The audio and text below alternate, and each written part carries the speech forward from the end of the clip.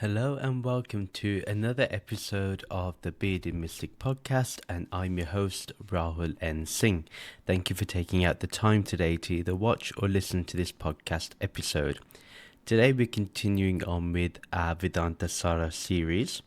So let's get started with verse 13. So if you remember just briefly, we were looking at what actions and what worship rituals do people do beforehand, and what was the point of those things. So, it was mentioned how mental activities directed towards the contemplation of reality with the attributes of Saguna Brahman are called worship. An example is the practice described in the Shandilya Vidya, and that is basically in the Chandogya Upanishad. And we can, one aspect is to know that this Saguna Brahman is all pervasive. But remember, Saguna Brahman has attributes. So there's reality, and then it's reality with attributes. So there's two different things. So right now, what's going on is Sadhanandaji is talking about what is required, what are the actions and worship that one can do. So he says in verse 13, among these, daily and occasional actions along with penance primarily serve to purify the mind, whereas worship primarily enhances the concentration of the mind. This is supported by both the Upanishads and Smriti text. For instance, the Brihadaranyaka Upanishad states, Brahmanas seek to know the self by the study of the Vedas by the fire sacrifice, and the Manusmriti asserts they destroy papam by practicing austerities or tapas. So here we can understand that there's a purification that happens. So when we do these daily actions, rituals, we may do a puja, we may do an arti, we may do so many things that maybe fasting and mournvert, when we take a vow of silence. All these things are there to purify the mind. It's there to allow us to give the space to observe the mind and see what pops up, what conditioning pops up, what vasanas pop up. And that's a perfect way, when you're doing fasting, although it's not about fasting will lead you to enlightenment, but fasting will help the conditions that can take you to that self-realization. So ultimately, that's one aspect. The worship aspect helps the concentration of the mind. Now, if you're concentrating or you're worshipping, say, Saguna Brahman or Ishvara, then you're focusing on the attribute maybe of love, and therefore when we contemplate upon love, that stays for a longer time. And so ultimately the mind is being used here, whether you do worship or whether you do austerities or karma, the karma ganda aspect, the rituals. Even if you're doing bhakti worship, in the end it will help you, because for example, when you do nam japa, when we're reciting the name of the Lord, we're constantly remembering the Lord. So we're increasing that concentration. And ultimately, the only way to know the self is by lighting that fire of knowledge. And that's ultimately where we want to go to, is to be in touch with that knowledge where this formless awareness is revealed to us and it becomes very obvious to us. And that only happens when we've done some practices that help prepare the mind. Citta Shuddhi, it purifies the mind to get us to that state. So that's what's needed. So here we can see that certain things are needed before we get to the main topic of discussion, which is Vedanta. Vedanta is the end of the Vedas. So remember, the Vedas contains a lot of occult practices. It contains descriptions of how to do certain austerities and penance, and to make one purify whatever activities of suffering, or activities that lead to suffering, that has occurred in one's life and in others' lives. So that's one aspect to understand. And in order to be ready to focus on this reality, which is super, super, super, super subtle, we need to have that mind that is ready for it. If the mind is still engrossed in chasing desires, chasing the world, chasing whatever Maya presents to it, and wants to remain in duality, then this non-dual truth is not going to settle as easy as we think. And that's where a lot of people actually drop away from non-duality, because they're chasing something that is of very little substance compared to this ultimate reality. So even if you're chasing a meditative state or a spiritual state, all good, but remember that against this ultimate reality, what is that experience? You can get mystical experiences, but will it take you anywhere? Will it lead you anywhere? And when you compare it to the ultimate realization, it's not even a flicker of a flame. It's not even a ray of that sunlight. And that's what we realize when we're absolutely resting in this formless awareness. Otherwise, it doesn't normally happen. We will chase one mystical experiences, we go to another. We'll do one fast, we'll go to another. We'll do one arti, we go to the other. And not saying that these things are bad or these things have little value. No, but when we compare it, if we must, to the ultimate realization, these things are, they are not even a bubble on the ocean. Yeah, so you have waves, but there's not even a wave. Yeah, so that's an important thing to understand. So we'll go to the 14th verse. The secondary results of daily and occasional actions, as well as worship, include attaining the worlds of the ancestors, Pritaloka, and the world of Lord Brahma, Satyaloka, respectively. This is confirmed in the Brihadaranyaka Upanishad.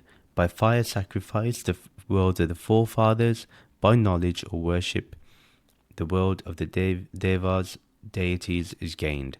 So again, what we're saying here is that these actions that you do that maybe will help your ancestors, again, whether the ancestors truly get any benefit from what we do on this earth, who knows, right? We don't know. It is faith. It's based on faith.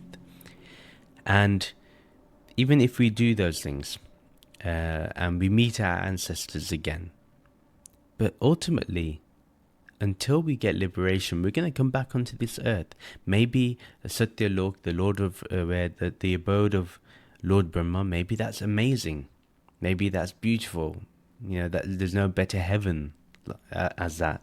But ultimately, it doesn't take us to this realization of the formless. It doesn't take us to the realization that there is only consciousness. There is only this non-dual reality, this absolute reality. So whenever we do something for the afterlife, that means we're not doing anything about this life.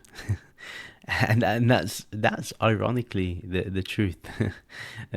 So yes, if say one doesn't feel ready for self-realization in this life, although there should be nobody that thinks that, but people have their set beliefs, their limiting beliefs, and we have to understand that, then at least these practices will help them. And these practices will at least, it is something spiritual at the end of the day. It's still something they can gain from it. Although I wouldn't like to call it spiritual, But it is, it's going to matter in the long run. Remember, even Sri Krishna says that even if the whole world collapses and say the universe contracts and and we go into that pralaya state where there is neither creation nor dissolution, and we're in between, even in that, when this world gets created again, this universe gets created again, whatever karma you accumulated in the previous time of the kalpa, of the yug, of the world, of the universe, it will continue on. So no action is ever forgotten by the universe unless you become self-realized. Then you're free from karma, and that's where we want to go to. That's the whole point why we're studying this, is so we can get to that point. If we're here just to kind of speak about anything other than enlightenment, anything other than realization, then that person's not wanting you to go further. They're not wanting you to understand your true nature. But if these practices can help you, do them. Simple as that. And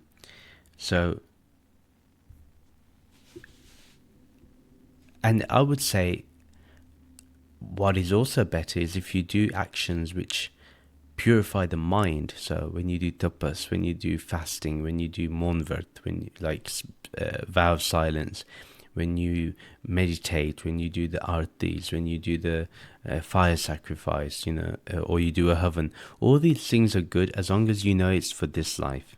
Whatever can purify your mind in this life, when you can be aware of your vasanas, when you can be aware of your desires, and you can be aware of when a thought is created.